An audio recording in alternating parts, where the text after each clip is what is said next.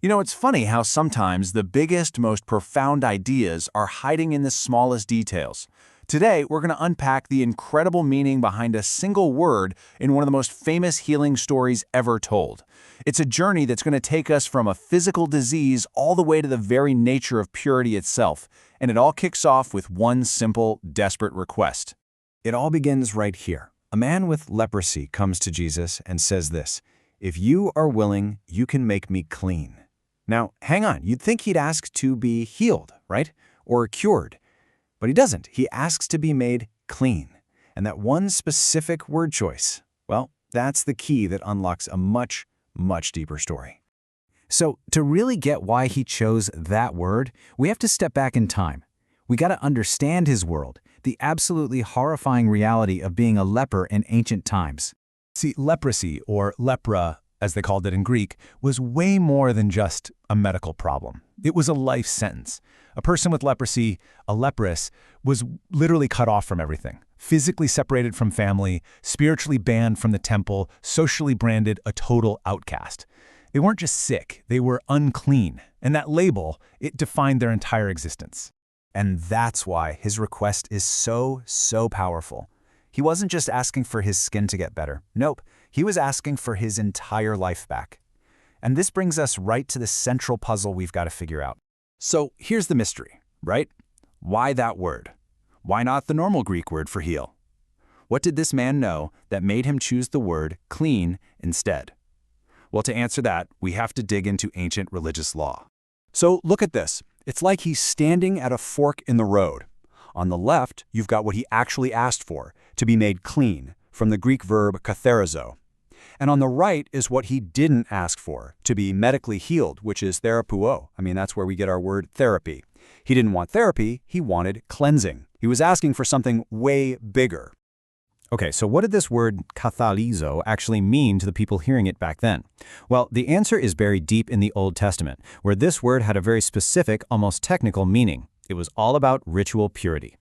So in the world of Jewish law, katharizo had nothing to do with soap and water. It was all about ritual purity. To be cleansed meant you were officially declared fit to come back into society and, this is the huge part, to worship with your community again. It was like getting your passport stamped for re-entry into your own life. And check this out. This is the path back to a normal life. You suffer, you're isolated, and then, step 3, you get physically better. But wait, you're not done, not even close. Even with clear skin, you were still an outcast.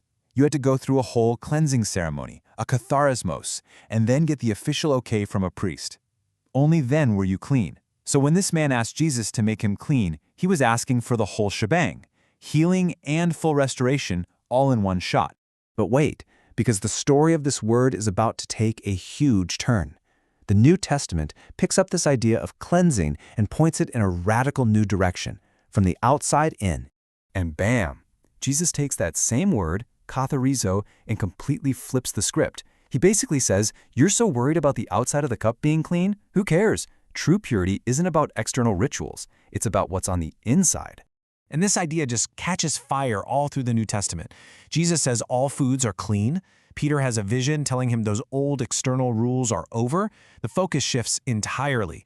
Purity is no longer about what you do or what you eat. It's about the state of your heart. And that is cleansed by faith, not by ritual.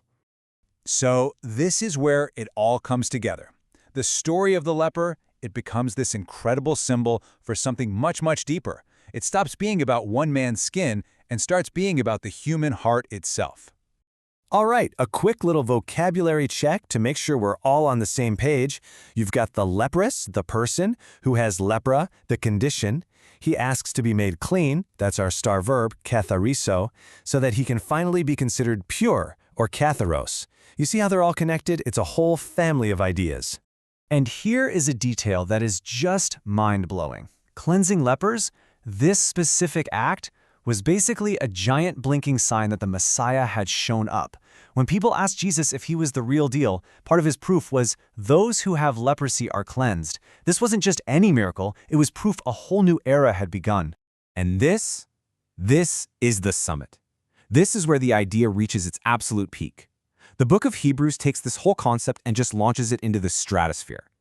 The physical cleansing of skin was just a sign pointing to a much greater reality, the spiritual cleansing of the human conscience itself. It's not about ritual anymore, it's about total internal transformation. And then the Apostle John just brings it all home. He makes the connection crystal clear.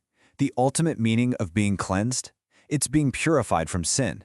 That leper's desperate plea for wholeness finds its final, ultimate answer, right here, in this promise of complete spiritual renewal. Okay, so after all that, what's the big takeaway? We've chased this one little word through centuries of meaning. Where did we end up? It's really a story about how a concept can grow to embrace the entire human condition. It's this incredible journey, isn't it? The meaning of katharizo just expands. It starts on the skin, a physical problem, then it moves outward to the community, a social and religious problem, and it finally lands deep inside, at the conscience, the very core of the person, from cured on the outside to truly clean on the inside. So I'll leave you with this final thought from the letter to Titus. After this whole journey, it kind of puts the ball back in our court, doesn't it? It leaves us with a pretty big question. If true purity really is an internal state, then how does the condition of our own heart shape the way we see the entire world? Definitely something to think about.